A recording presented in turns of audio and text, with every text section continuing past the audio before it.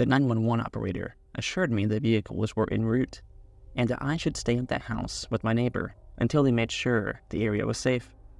Under no circumstances should I go outside until the police arrived. It all sounded normal and sensible at the time, and I had no suspicion that things would become nightmarish and lethal within minutes. Al had listened to me frantically try to decide the situation to the 911 operator with wide eyes, his wrinkled old face showing fear and confusion. He had a cup of coffee in his hands, but he never drank any of it. "Is that true?" he asked after I hung up. "Brandy and Emma are dead? You found their bodies in the forest?" I nodded grimly. I hadn't told the 911 operator about the doppelgangers in the house, or their bizarre and psychotic behaviors. I figured once the police saw the bodies, my story would become a lot more believable. But I didn't want to sound like a lunatic over the phone, lest the police come and think I was some delusional maniac who had just murdered my own wife and daughter, and was trying to cover my own ass by calling and reporting it. I had watched more than enough true crime shows to know whenever a wife or husband was murdered, their spouse is always the first suspect, until cleared by forensics or an alibi. It seemed like no time had passed when I heard tires screeching outside and vehicles pulling up in a frenzy. I looked outside, expecting to see police lights flashing, wondering why no sirens had sounded. My heart leapt from my throat when I saw 3 black SUVs filled with men in suits. They leapt out holding automatic rifles. Without warning, they pointed the guns at the house and began firing. 15 dark silhouettes lined up on the street outside, looking like a firing squad at a military execution. When the first bullets exploded through the walls, I was so surprised that I didn't even move. I saw Al standing there, his mouth hanging open, as a bullet shattered his coffee cup, sending the steaming hot liquid all over the floor, yet missing his hand entirely. A second later, another one came in and exploded through his chest. In slow motion, I saw a flower of blood blossom from the gaping hole that suddenly appeared in the center of his heart. He didn't so much as cry out, but instead fell back instantly, moving his hands up, as if in supplication as he clenched and unclenched his fingers. His mouth opened and closed silently, as a puddle of blood rapidly spread beneath him on the linoleum kitchen floor. Then my instinct kicked in, as glasses shattered and dishes exploded, and light bulbs burst all around me. I jumped to the floor, crawling towards the back door, making myself as small a target as possible. At that moment, I didn't even realize I had dragged myself through the warm, sticky mess pulling beneath Al's still body. His pupils dilated in death, and his mouth opened in surprise.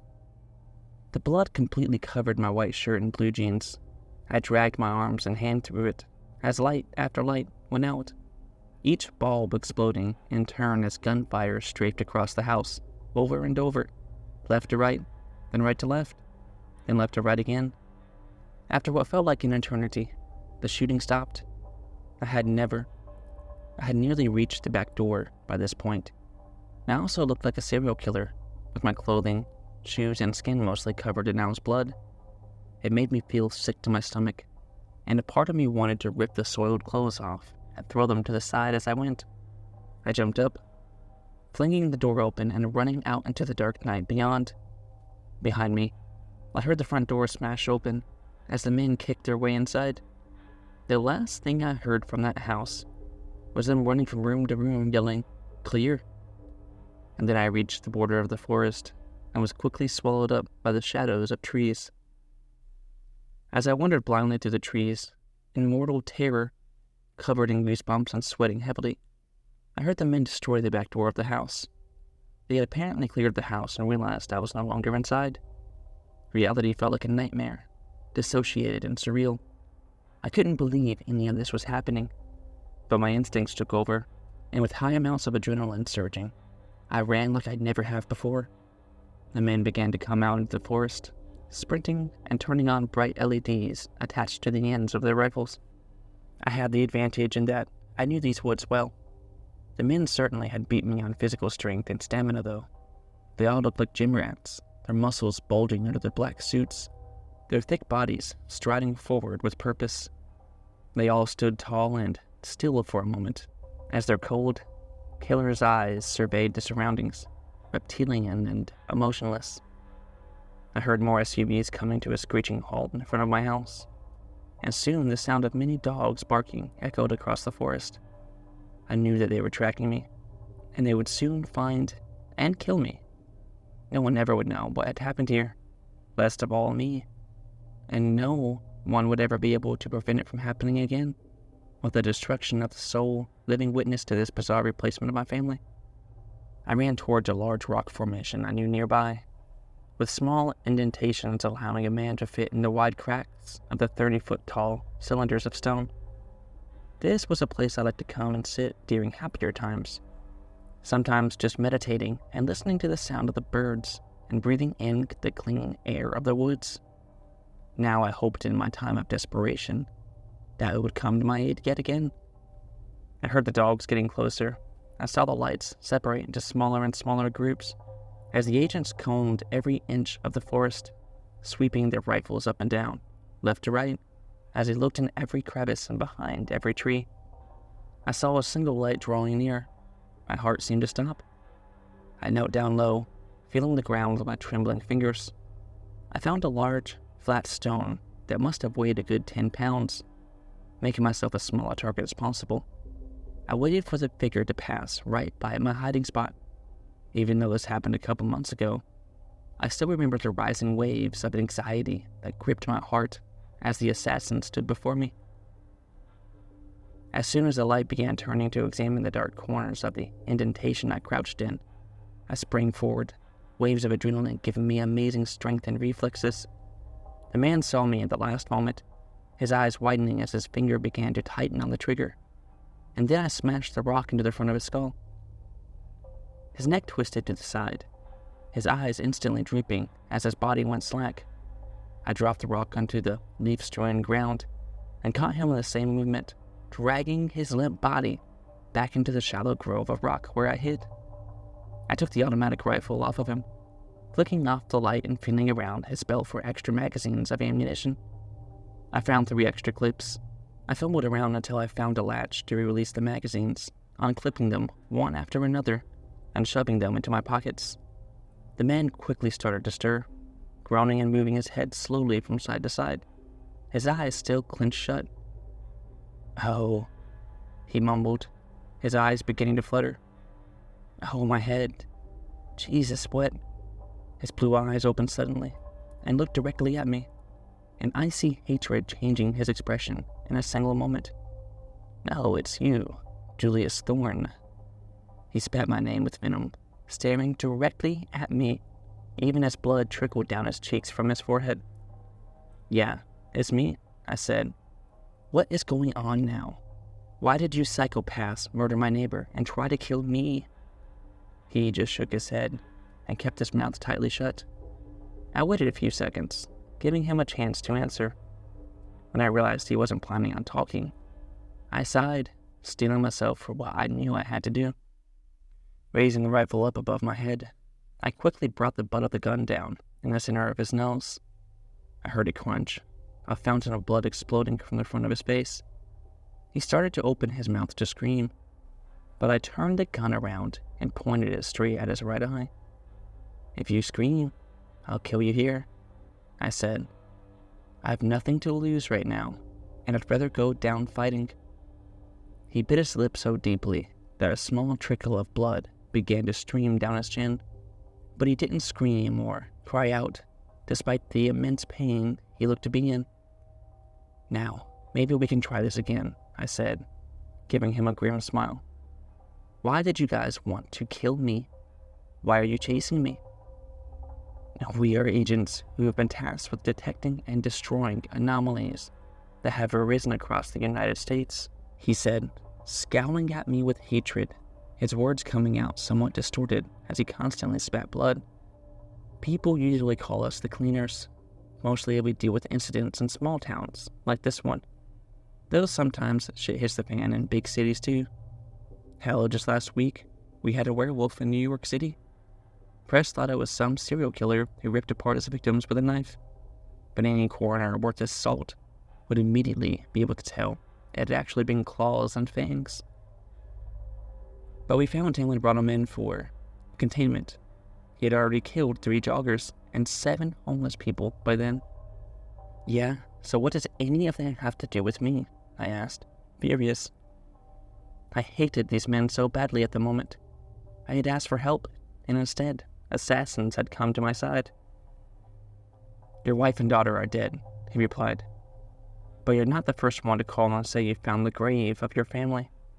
In every other case, the police found the people still alive and healthy in the house, and the grave's totally empty by the time we got there. But there were always indications that the individuals still living had changed. They always began to show psychotic and violent behavior, and inevitably, they would kill their own family members, neighbors, hell, anyone in the area. When the anomaly is allowed to proceed, the entire town often ends up being destroyed. We lost over 10,000 people in a single incident last year. So we come in and contain it by killing anyone associated with the anomaly to stop it from spreading. Because it does spread, and it seems to spread by association. It starts with a couple people on a street, then the rest of their house, then their next door neighbors, and keeps going. And it keeps going outwards, like ripples spreading outwards in a pond. By this point, I heard the dogs getting closer and closer, and I saw the lights flashing through the trees in the distance, aimed in my direction. I quickly ripped a strip of fabric from the agent's shirt and tied his hands and feet behind him, binding his mouth so he couldn't scream. I knew they would still probably find him within 10 minutes or so, but that might be all I needed to get out of here, and now, at least, I had a gun. I sprinted out of the woods, taking the trail in the opposite direction of the agents. I had to move in the dark, which slowed me down significantly, but I had been on these trails 1,000 times before. Soon, the shouting of the men and the barking of the dogs grew faint behind me, and I came out on an empty side road. I knew the area well. Richie lived only a few blocks from here. Without thinking, I began to stagger down the road, the streetlights flashing on and off above me. I saw faces peering out of windows as I passed. I must have looked like a madman, being totally covered in blood, with wide, panicked eyes that constantly snapped in the direction of the smallest sound. Yet amazingly, not a single person came out of their house. I wondered how many of the faces were just those who were replaced doppelgangers with the right human skin, but without any of the human mind, except maybe for its most destructive and insane impulses. Within minutes, I found myself stumbling through Richie's front yard towards his little ranch house.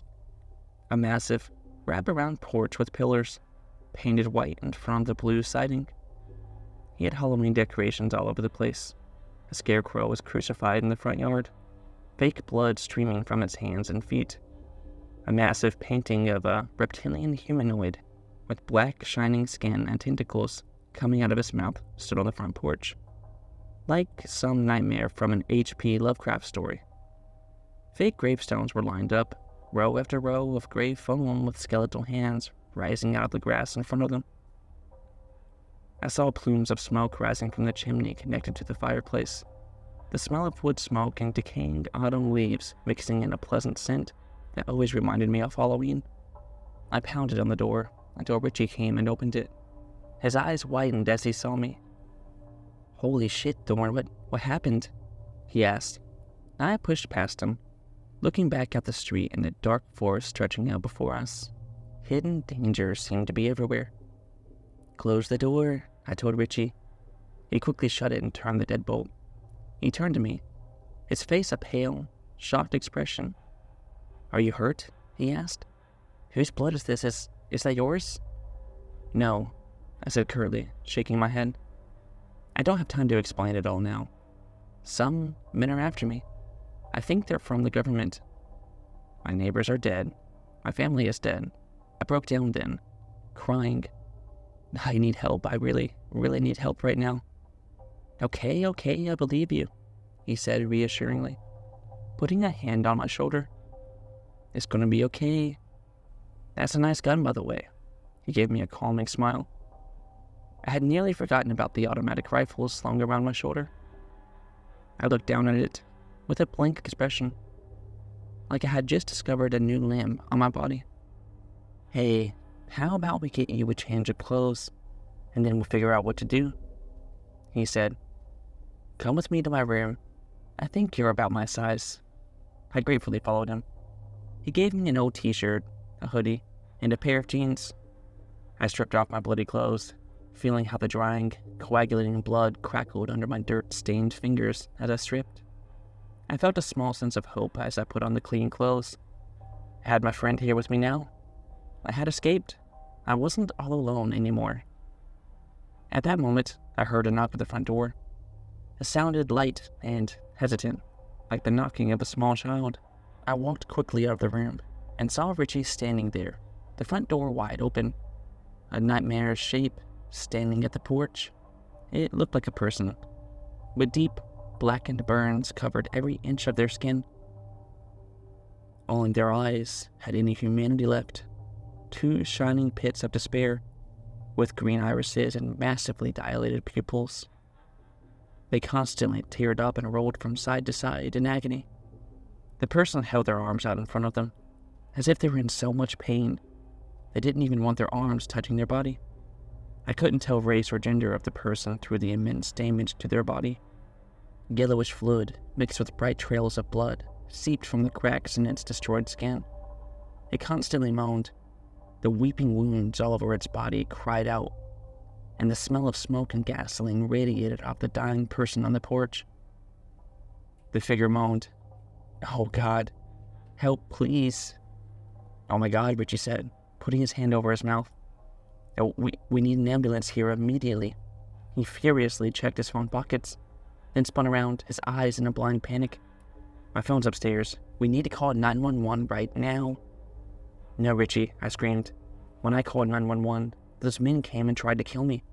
They're not on our side." I wish I had more time to explain. Richie heard the note of panic in my voice. His face was covered in a sheen of sweat. The anxiety I felt seemed to reflect in his expression. "Well, we have to do something," he said, a pleading tone in his voice. He looked like he wanted to turn and run away from the whole situation. Then he stopped and stared at the figure more closely. "Oh my God, is that you, Melissa?" With those words, my heart jumped into my throat. I turned to the figure with newfound horror. Melissa and Richie had dated for nearly a year. Looking closer at the figure, I could see that it did appear to be a woman, at least as far as I could tell from the curve of the body under the blackened skin. Melissa was white and thin, about 5'6". This thing with third-degree burns all over its body was certainly the right height and build. "It hurts," she said, her voice gurgling and loud. "It hurts so bad. Kill me. Please kill me."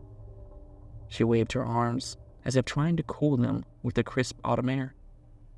"That's it. I'm calling an ambulance," Richie said, running past me. I followed closely behind him, leaving the door wide open. He went upstairs, pulled his phone from his charger and opened it, dialing 911. He frowned, listening for what seemed like a long time. Then he gave me the phone. As I pressed it to my ear, I heard the emotionless message read by a robot, with a woman's voice coming through. "Stay in your homes until the situation is resolved.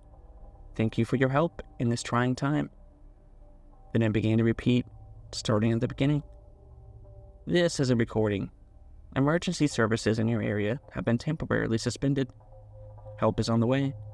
Under Executive Order 718, martial law has been declared in your area. Until it arrives, please keep your doors locked and windows closed. Stay in your homes until the situation is resolved." "What is this?" Richie said, infuriated. "What do they mean emergency services are temporarily suspended?" "Why don't we take her straight to the hospital?" I asked. His eyes brightened at this. "Yeah, let's do that. What other choice do we have? She needs help immediately, or she's going to die without it," he said gloomily, his eyes growing moist. "But the phone says to stay inside." "I really hate to say it, but I think she's going to die regardless," I said. No one can survive third-degree burns over the vast majority of their body.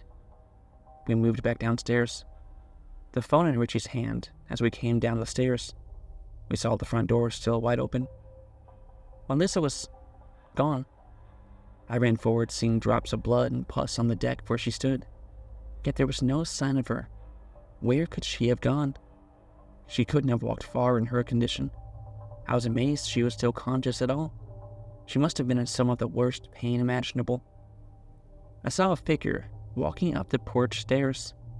I sighed, thinking Melissa had come back, and she had, in a way. She stood before us now, fully healed, her clothes new and unburnt. She had an ear-to-ear grin across her face, and she kept one hand behind her back. "Richie?" she said, slowly, as if tasting the word. "Oh, Richie, I'm so happy to see you. A lot of strange things have happened tonight." Richie's eyes glistened as tears began to slide down his face. "Melissa?" he said, his voice cracking. "Oh my God, Melissa, it's really you, isn't it?" "Of course it is, baby," she said, moving a lock of blonde hair out of her face with her left hand. Her right stayed behind her back. She talked like Melissa, and she even seemed to have some of her mannerisms. But in her wide, staring eyes, there was a look of bloodlust and lunacy. "Richie, stay the hell back," I said. "That's not Melissa." But he ran forward, crying, his arms outstretched. I don't even know if he heard what I said. As he crossed the threshold of the door, Melissa put her hand out from behind her back, revealing a huge, blood-stained butcher's knife. Raising it high, she ran forward, her eyes as cold as the vast, empty space between worlds.